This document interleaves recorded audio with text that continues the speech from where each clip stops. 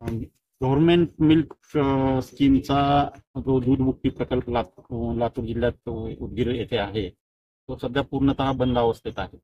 आणि हा प्रकल्प चालू करण्यासाठीची मागणी लोकसभेच्या माध्यमातून मी मागणी केलेली आहे.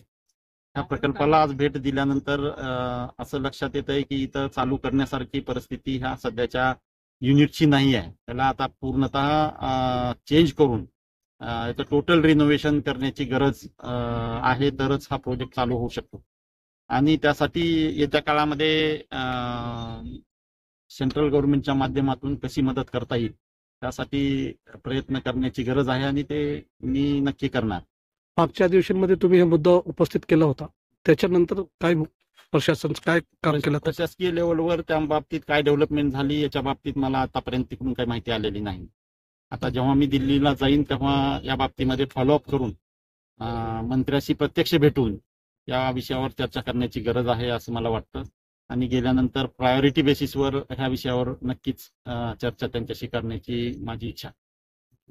काहीच करायचं नाही, काही ना काही उत्तर त्यांना रिप्लाय तयार ठेवावा लागतो. तर आता त्या बाबतीमध्ये काय निर्णय त्यांच्याकडून येतो ते बघूया आणि मागचं सगळं हिस्ट्री त्यांच्या समोर प्रेझेंट करून विनंती करू की बाबा आपण नव्यानं हा प्रकल्प उभा करावा.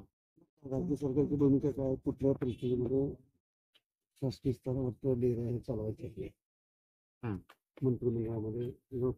आता ज्या धर्तीवर आपली नागपूरचं म्हणजे गडकरी साहेबांच्या अंडर चालू आहे ते टोटली सेंट्रल गव्हर्नमेंटच्या अंडर जर चालवता आलं ह्याला तर मग फंडिंग पण होईल, डेव्हलपमेंट पण होईल आणि चालू पण होईल.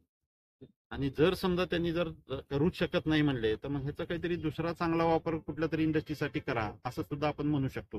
कारण आपल्या पोरांना काम मिळणं हा उद्देश आहे ह्याच्यामध्ये आणि आपल्या परिसरामध्ये काही ना काही ह्याच्या माध्यमातून युनिट यावं एखादं एवढी अपेक्षा आहे.